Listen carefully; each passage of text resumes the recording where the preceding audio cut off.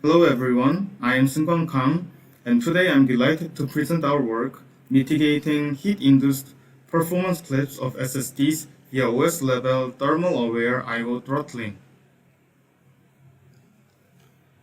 Before diving in, let me offer a high-level summary of our research. We identify and characterize a heat-induced phenomenon we call the thermal cliff in modern SSDs. Once temperature crosses certain thresholds, throughput falls sharply, and more critically, does not recover for a long time even after the workload eases. To mitigate this, we designed the Linux Thermal Throttler, or LTT, which is an OS-level thermal-aware I/O controller that manages SSD temperatures from the host rather than relying on the traditional device-level throttling. LTT combines a lightweight ML-based thermal model that dynamically learns the SSD's heat generation and cooling behavior, and a I/O throttling module integrated with the Linux's virtual file system and block multi-queue mechanism, enforcing a safe, temperature-aware I/O budget while honoring the host service level agreements. Taken together, LTT prevents devices from falling off the thermal cliff using proactive throttling and preserves OS level service level objectives while adapting to various conditions. Let me start by explaining the thermal throttling behaviors of modern SSDs. The graph shows the increase in peak power consumption of modern consumer-grade SSDs. The figure indicates that power consumption has increased by 2.8 times in average over the past 4 years.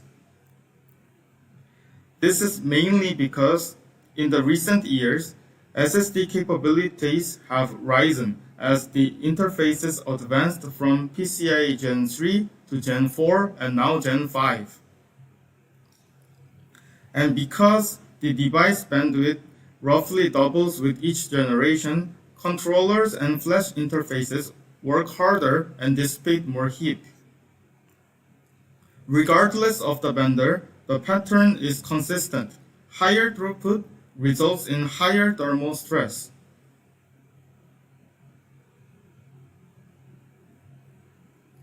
Why does this matter? The figure illustrates the structure of a NAND cell used in SSDs.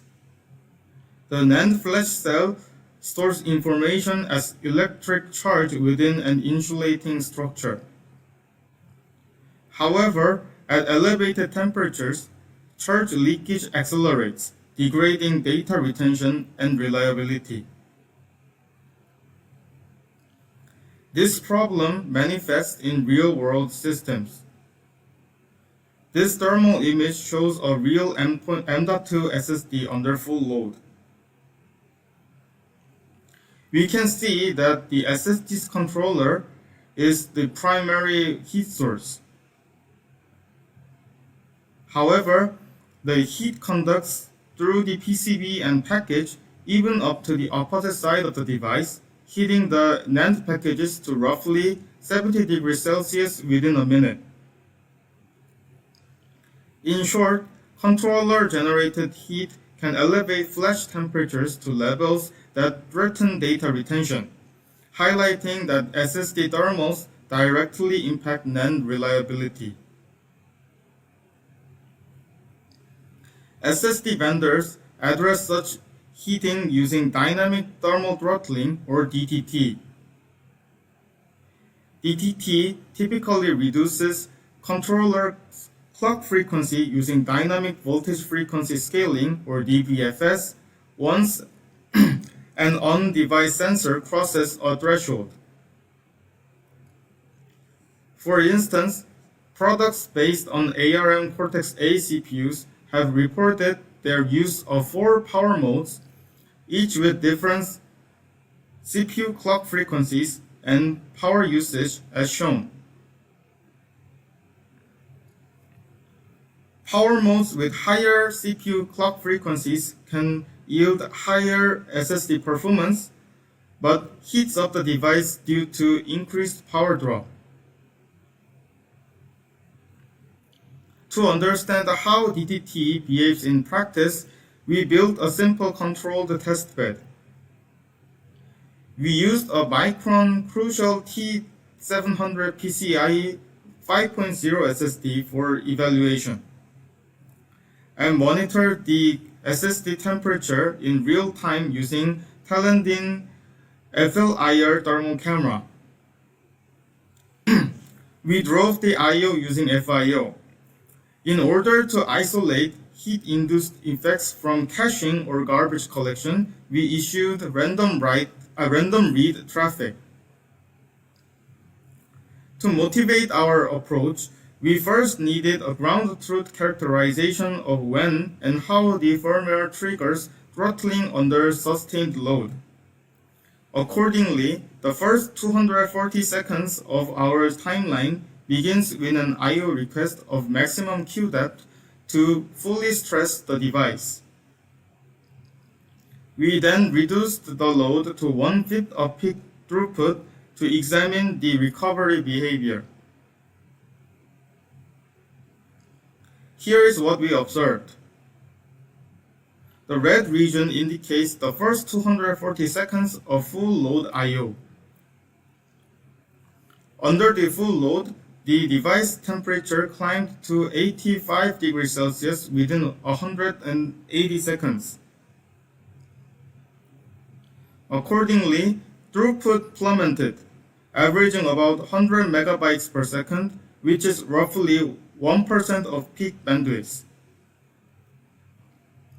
Specifically, the throughput fell in 4 discrete steps as the controller transitioned through 4 firmware power modes, each step lowering the clock frequency. These observations reveal a clear pattern of temperature-induced performance degradation. The more interesting behavior emerges after we reduce the I/O load. Even after we reduce the power load to 20% of the peak, the device temperature remained elevated. And thus, the SSD failed to recover performance for an extended period, remaining stuck in a low power state. We refer to this long-lasting thermal-induced performance degradation as the thermal cliff.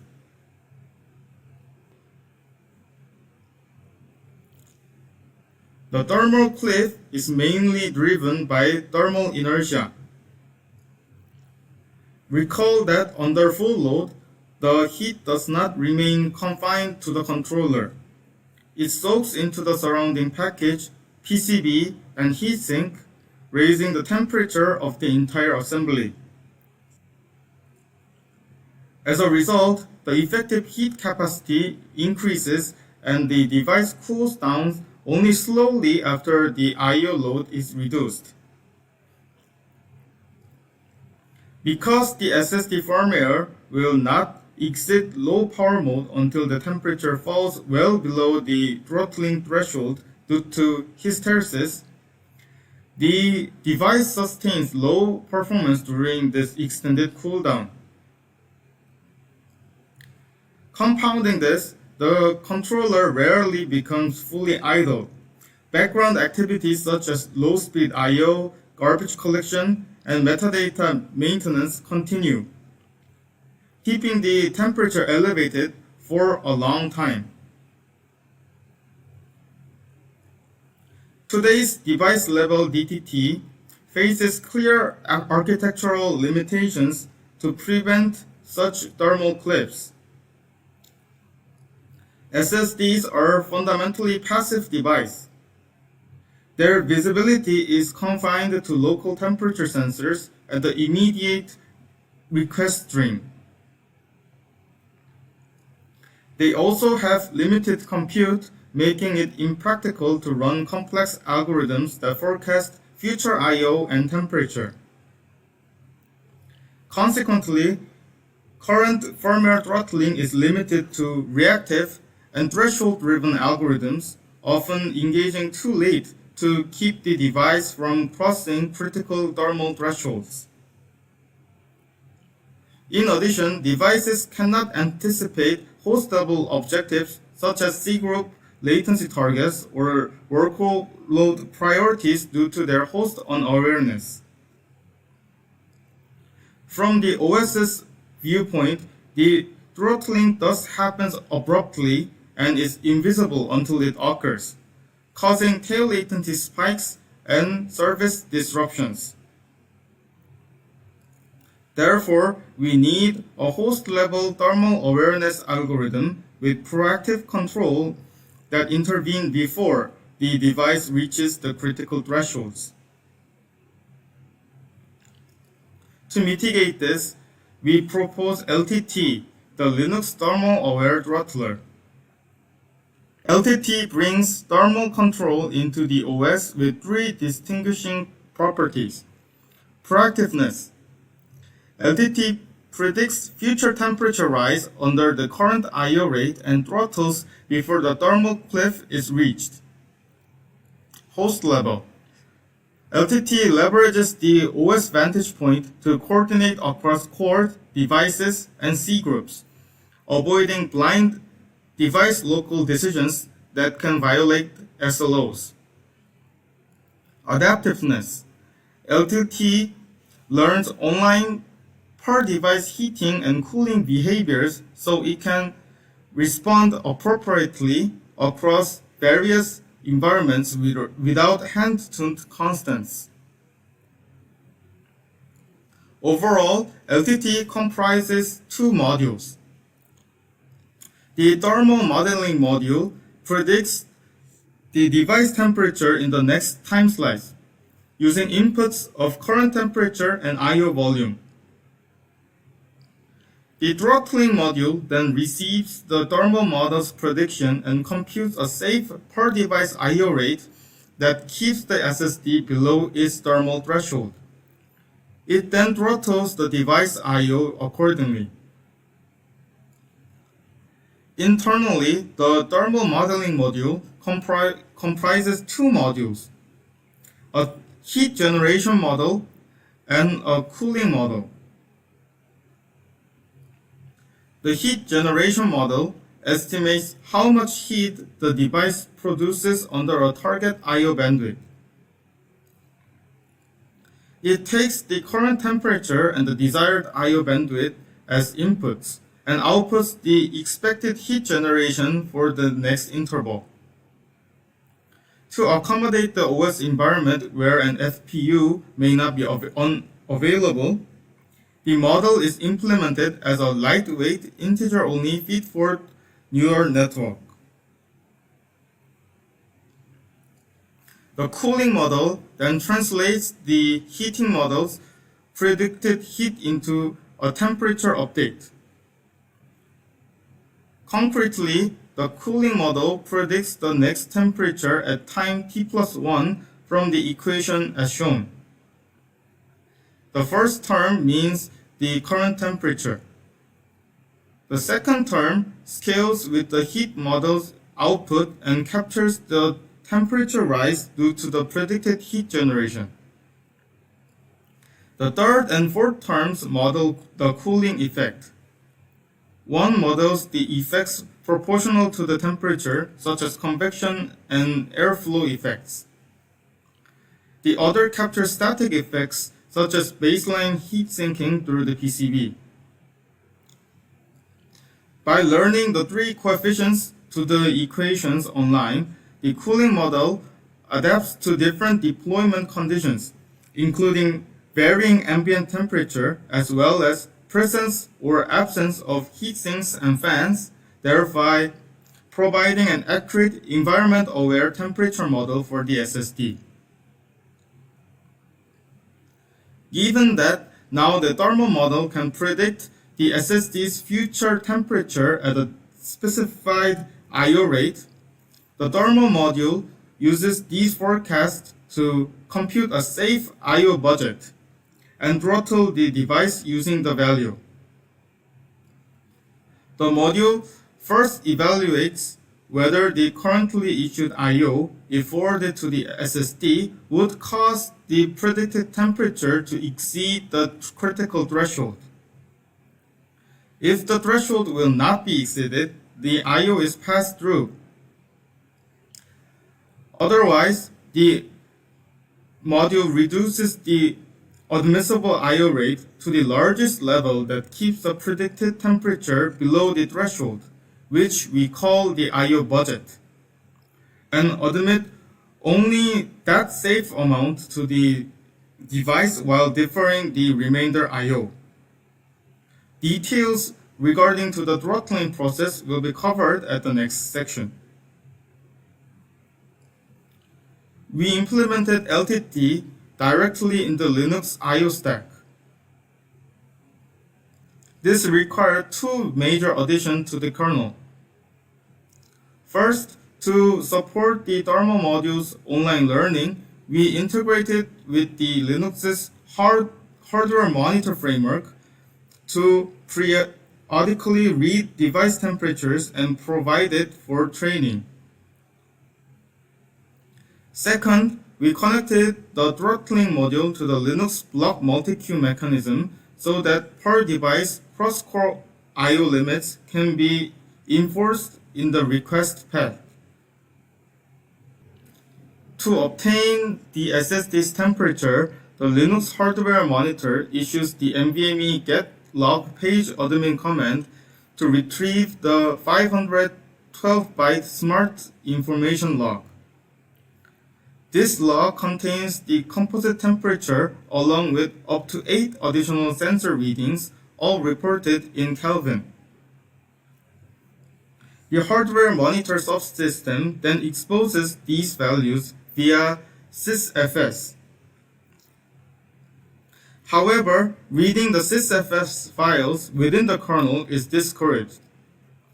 Accordingly, we needed a helper function in the NVMe host driver that connects the two stacks, the block multi-queue stack and the NVMe controller stack, which returns the composite temperature directly to the scheduler.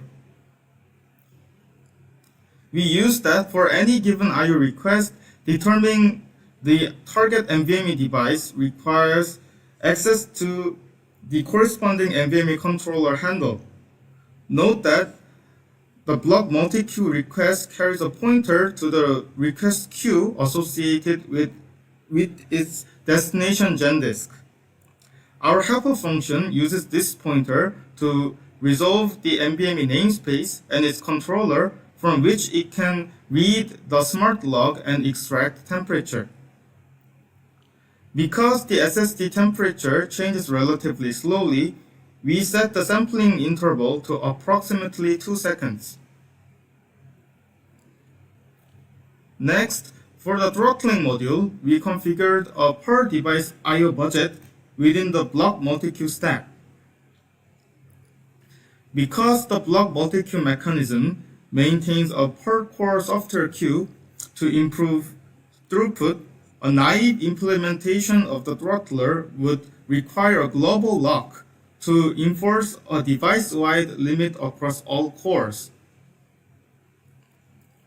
To avoid this, we introduced a global atomic counter in each device's request queue.